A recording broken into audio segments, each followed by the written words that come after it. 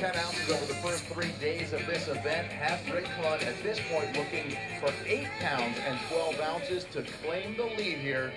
Take it from Bill Lowen. Ladies and gentlemen, looks like Rick coming to the scales one fish shy of his limit today. He has been fishing his strength these past several weeks on the Elite Series and has been paying big dividends. He came into the day 3 pounds and a couple of ounces behind our leader Kevin Worth with 7 pounds even.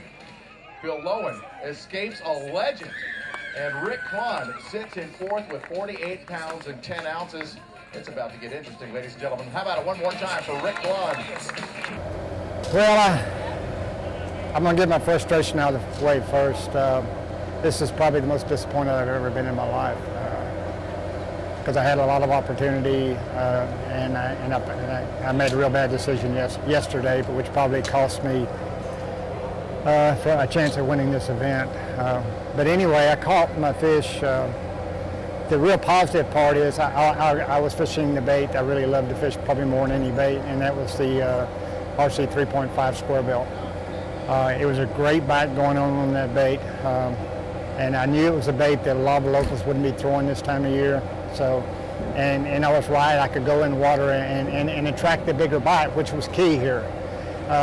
The good thing about that bait is that I rarely ever lose a big fish on it. You know, I caught 2 big ones on it the first day, 3 big ones on it the second day, 1 big one on it yesterday.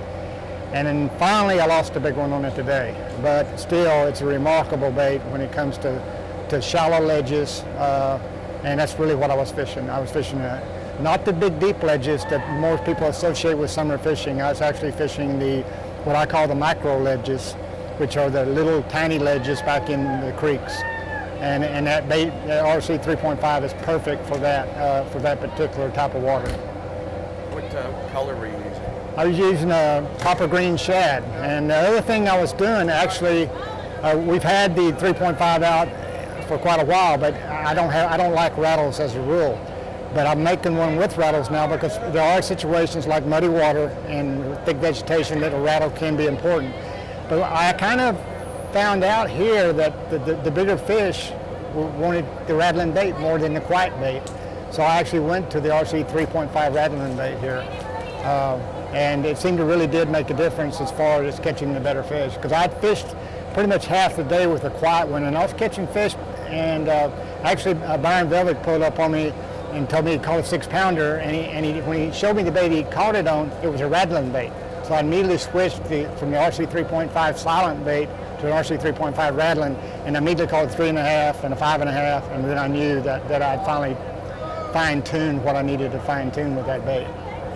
And how deep was that 3.5 run in? On the long cats, it'll run 8 foot, but I'm not fishing in these little mini ledges. You're not fishing that deep. You're fishing 1 to 6. You know, you're throwing up on ledges that maybe 1 or 2 foot on top and coming off into 8, 9 foot of water. Maybe you got stumps and stuff. But most of these fish were sitting in 2 to 6 foot of water. And was it a kind of a slow retrieve, or are you burning? No, pretty fast. Pretty fast. Yeah.